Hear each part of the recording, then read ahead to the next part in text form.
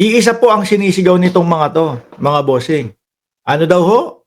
Lahat ho sila ang sinisigaw, mga kababayan, kaya daw po sila nanalo, kaya po siya nanalo, dahil daw po, no, doon sa pagkakaaresto kay dating Pangulong Duterte. Kung ako ho yung sasabihan ng ganyan, kaya ka lang naman nanalo kasi naawa ang mamamayang Pilipino doon sa pagkakaaresto ni dating Pangulong Duterte. Maiinsulto ho ako. Ano? Kasi hindi nyo ako ibinoto, kasi hindi nyo ako ibinoto base doon sa kakayanan ko, base doon sa talino ko, base doon sa kaya kong gawin. Ibinoto nyo ko dahil sa isang tao na naawa kayo, na nakarehas. O kaya nyo ako ibinoto. Di ba? John J. Jason at Marijo? At Chi. Visit naman talaga yan. Patay gutom pa. Sino yun? Inaaway kayo dyan. O, di ba? Sabi ni Franklin De La Rosa, sa Laguna din, talo din ang manok ng Duterte, ang mag-asawang Cardema. Yung, ang lumusot yung Duterte youth, di ba? Mga kababayan. O, game. Bato, banat. To be frank about it, kung hindi nila kinidnap at Hindi kayo nahihiya sa mamamayang Pilipino? No? Hindi ho sila nahihiya sa mamamayang Pilipino. Paulit-ulit yung naratibo nila na kung hindi nila kinidnap. Ano yung kinidnap? Sandamakmak ang kapulisan na nandun. Naka-live coverage. Di po ba? Ang daming mga vlogger na nakatutok. 12 oras ang nangyaring hulihan. 10 oras, sabi ni Maui Jaramillo. Kinidnap? Meron po bang kinidnap yung kampo ng mga kinikidnap? Namukpok ng cellphone. Ginanon ni Hanilet, pug. Ang laki ng bukol ng pulis dito. Yung mga kinikidnap ang nanakit doon sa mga kidnapper. Anong kinidnap, Bato de la Rosa? Ano yan? Alam nyo ba yung sinasabi? Pinagtatawanan kayo ng mamamayang Pilipino sa mga sinasabi ninyo Tuloy. Yahe si Pangulong Duterte, malaking tsansa na baka ma-straight nila, mananalo sila dahil with their vast resources at yung support ng mga LGUs ay talagang makukuha nila. And let's face it. Ano yun? Ano naman kinalaman ng mga tumatakbo dyan? Di po ba? Ano ang kinalaman ng mga tumatakbo? Bato, makinig ka. Kami, sa kampo ni Pangulong Bongbong Marcos, tumaya. Di ba? Pero hindi lahat tinayaan namin.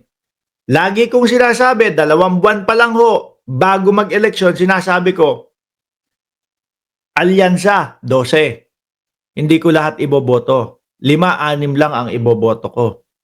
Ano po? 5-6 lang ang iboboto ko. Dahil negative ako kay Amy. Negative ako doon sa Bilyar. Negative ako doon kay kay Tolentino. Ganun. 'Di ba? Meron kaming mga kandidato na hindi namin gusto na iboto dahil nga kagaya ng Bilyar. Ang daming problema, pati prime water, problema. Amy Marcos, nakikita natin yung pamamangka sa 2 ilog. Tolentino, lagi ko sinasabi na kapag ka ito nanalo, Duterte din to Yun. Kaya kami, hindi kami kailanman na, straight manalo. No? Sa madaling salita, Bato, merong mga nasa government side ang bumoto din nung mga camping. Bumoto ako kay Kiko at kay Bam. Kung tutuusin, mga kababayan, ilan? 7 yung kandidatong nanalo ko. Di po ba?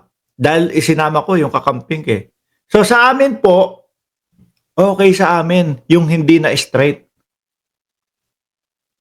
Di ba? Kung hindi namin alam yung ibang mga kandidato ninyo na mga maka-Duterte, kung na-straight yan, laking pagsisisi namin. Di po ba? Kidnap na kung kidnap, basta ikaw ba to ang isusunod. Correct ko. Susunod ho, mga kababayan, malamang si Bato de la Rosa. Pero, eto nga yung sinasabi ko sa inyo eh.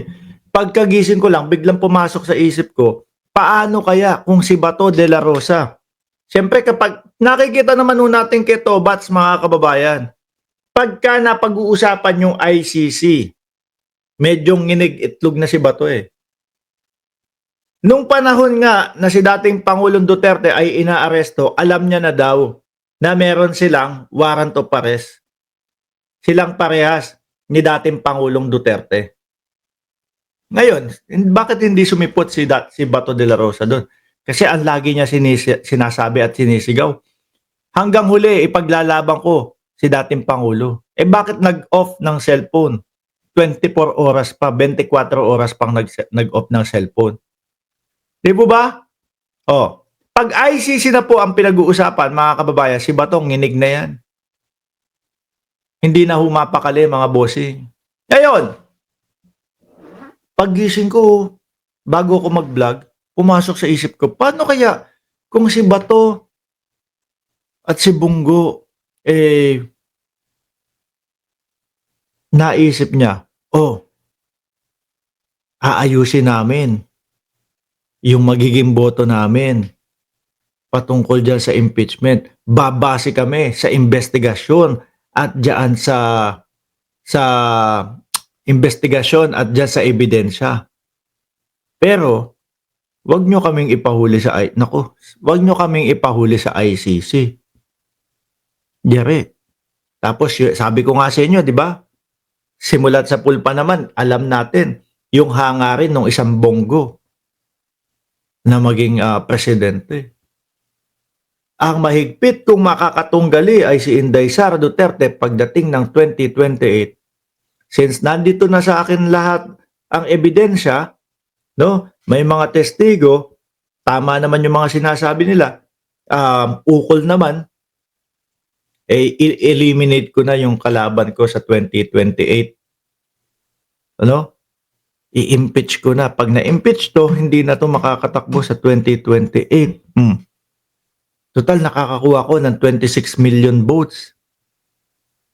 Di ba? Total, nakakakuha ako ng 26 million votes. Sasabihin niya si Bato, si Bongo, iaano ko na yan. I-eliminate ko. Naku po, lagot. Naku po, lagot. No? Hindi nyo nakita yon mga DDS. Ako, pagkagising ko na, baka mamaya ipagpalit ni Bato de la Rosa yung kanyang kalayaan para ayusin niya yung boto doon sa ICC. Kasi etong mga DDS, mga bobo ho to, mga kababayan. Sabi nga ni Gadon, BOBO. No? Di bali nang hindi namin marinig. Yung paliwanag ni Inday Sara Duterte, di bali nang hindi namin makita kung saan napunta yung pondo ng bayan, no? Basta wag lang pag-usapan yung impeachment. Ganun po ang mga DDS. 'Di ba? Ganun ho ang mga DDS, mga kababayan.